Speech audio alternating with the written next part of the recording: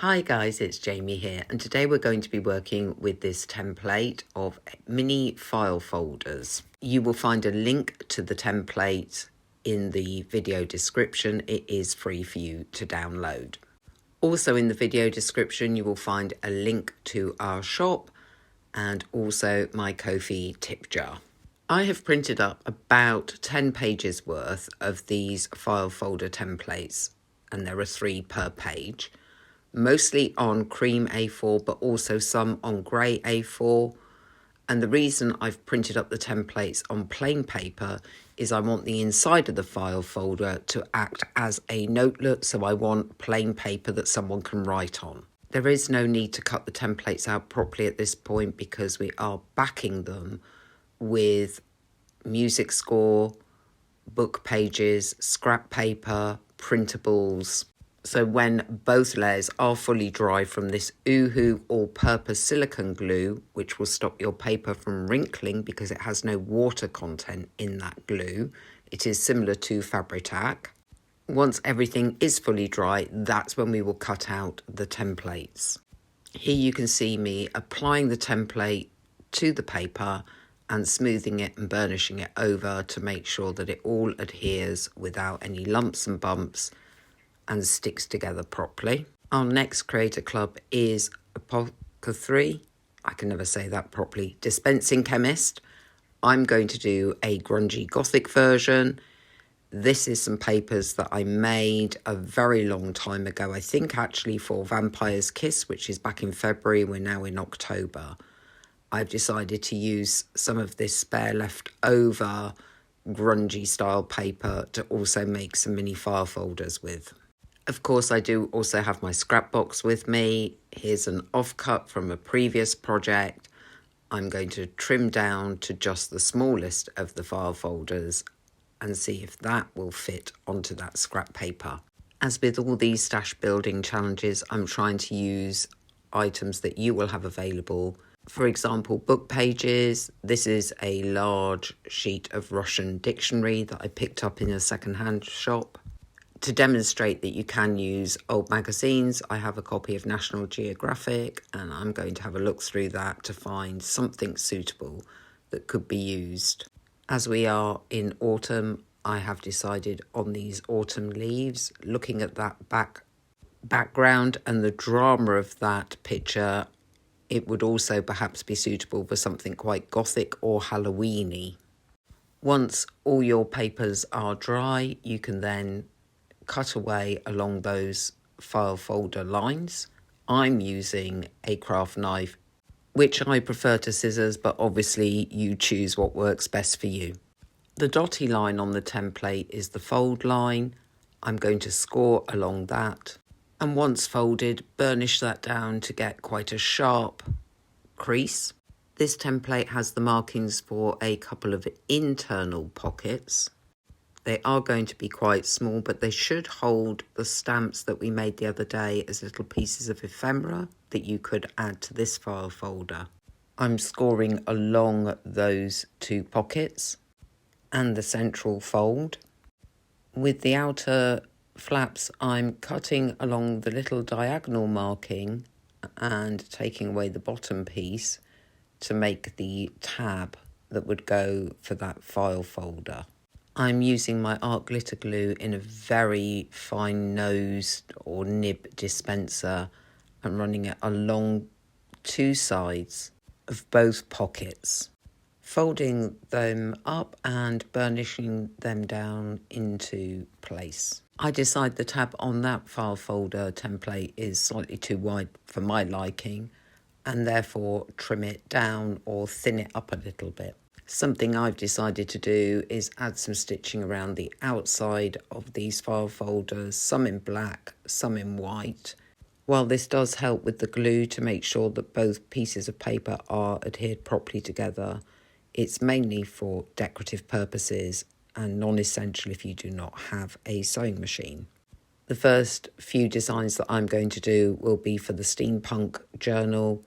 Therefore, I've got my steampunk fussy cuts, and I'm going to be decorating these file folders in a collage style. I am using my heavy gel matte medium because I will be adding bits and pieces that are thicker than normal paper and therefore need a little bit more help. I keep adding to this collage now. I have one of the stamps that we made, the industrial style one, some of the dyed packing paper that I found, and yet another fussy cut from the steampunk kit. For this tiny file folder, I keep it a little bit simpler. I have a piece of scrap paper from a previous project, another one of the postage stamps that we made, and one of the steampunk fussy cuts. As I've said before in previous videos, I like to collage in odd numbers. I actually think 3 makes for a really good collage, but sometimes I will go as high as 5 and 7. I'm keeping this last steampunk design file folder very simple by using the fussy cuts and collaging using my rule of 3. Our next creator club is a Pocket 3. I still can't say that word. I'm better off saying dispensing chemist. I'm going to do a grungy gothic version using the papers from the kit. Therefore, I've hunted around my scraps and spares for things that I think will go with that. With this first one, which is going onto my hand-dyed papers, I'm simply adding one large piece of ephemera to show that you don't always have to collage everything. This file folder is one that has actually been covered with a napkin and has the pockets on the inside, which do hold the handmade stamps. I have fussy cut these out of a printable background paper. I'm going around the edges with the black ink to help those fussy cuts stand out when they're placed on the napkin file folder. I've also grunged up this label using both the black ink and vintage photo from the Distress ink range. I then discover the label is slightly too large for what I want to use it for, so cut off the round bits at the end. And now that's another small gothic design completed. The set of words being on a white background doesn't suit what I'm looking for. Therefore, I'm simply staining those with the vintage photo and a bit of the black to grunge them up. Because I covered this file folder with a piece of my own design tracing paper from different stamps, all I'm going to do with this particular file folder is add the word. I hope with this gothic set I've demonstrated that not every design has to be complex to be effective and look good. Having said that, I would prefer to have this picture framed, so I'm using my Derwent Ink Intense Embark simply because I couldn't find my black. My studio's upside down at the moment, having moved from one room to another, still not fully sorted out. I'm going round the edge of the picture, and because the Derwent Ink Intense is a watercolour pencil, you can add water, and as you see, it makes the look even stronger. I suppose we should call this portion of the video finishing touches. This is just me showing you the different stages that I'm going through to get to my completed file folder. Here I'm adding black ink to the borders because I want that gothic vibe. And I'm doing the same on the inside of the notelet, because although I did use a grey, it's quite a pale grey, therefore I want to grungy up the edges. I do want to show you some more generic designs. Here I have a black and white photo taken from a book that I'm lightly grunging using both the black and the vintage photo again. This background is actually an old piece of book page that was used for ink staining on a previous project that I've kept and reused now as a covering for the file folder. For the time being, I'm simply going to add my portrait to that file folder front. On a previous Stash Builder video, I did give you a link to a free printable for vintage photo frames.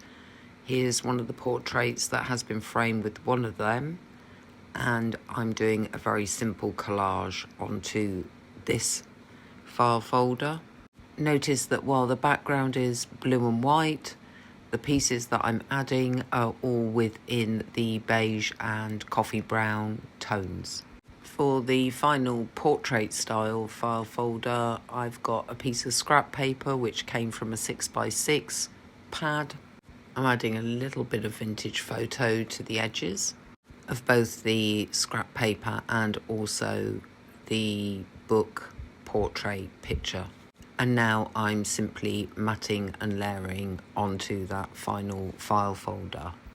Now my gentleman is dry, I'm going to frame his portrait a little bit more using that Derwent Intense watercolour pencil in bark, which has really helped him become the focal point. For this set of file folders, we're going to be using napkins. I'm using a fine brush with some water on it to go round that rose, which will make it easier to tear into that napkin. And of course, a torn edge is much easier to pull away any extra ply that you don't need. When the napkin dries, the white part of the napkin basically becomes invisible, which leaves a really beautiful effect against a book page. Just remember to protect the surface with another layer of the matte medium, or if you're using it, Mod Podge, and you will need to apply that very gently because the napkin is easily torn when it's wet. For the next design, I'm using a piece of scrap napkin and I'm going to go round those flowers with the water and tear those out so that they can be placed over this very small file folder notelet. Remembering we are in autumn, or fall as you Americans call it, I have chosen this Emma Bridgewater pheasant napkin, and although it doesn't really have an obvious place to take an image from, I'm going to go around a few of these pheasants to add to that file folder. As with the gold rose, because this is on a white background, when it dries, the white will basically disappear into the book text. If I buy napkins, I find the eBay sellers the best because often they will do a small selection pack of different designs, and I always look for designs that have a white background. Although it does make for longer videos, I do like showing you different designs. Here I have some scraps actually from my planner, and I'm using those to build a Greenwich New Age set of file folders. I think some of the ephemera and bits and pieces I'm using on this were free printables in our Junk Journal Cafe group.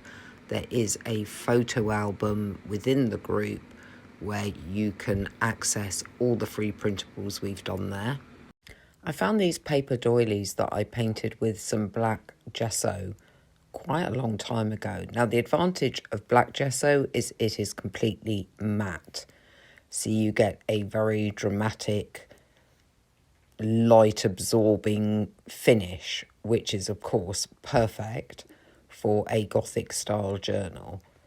And again, this is going to be a very simple design by just adding pieces of this very matte black doily to some hand-printed papers and scraps of printables from previous Gothic collections. Here I have some tiny pieces of ephemera from previous Gothic journals. I'm simply going to add those to this music score background file folder. I'm going to quickly show you how I tidy up the edges of a napkin that's been added to book page, and that is to use an emery board or a sanding block and just pull away at those edges. It gives a more natural finish. Once that's been done, I'm simply edging round the whole thing with the vintage photo. This video is already quite long because I've tried to show you as many designs as possible. I think one way to keep it a little bit shorter, now we're hitting nearly 15 minutes, is to just show you some close-up photos of all the finished designs.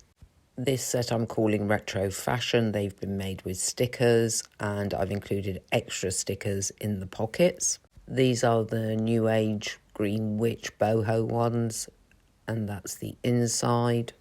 Those really simple Gothic style ones, the slightly more detailed Gothic version, the portraits that were taken from books, the steampunk that you saw being made, some of what I consider the light apothecary that I made this morning, a few made from our pretty vintage ephemera, the book page backgrounds that have been covered with napkins, and some that I think we can just call miscellaneous.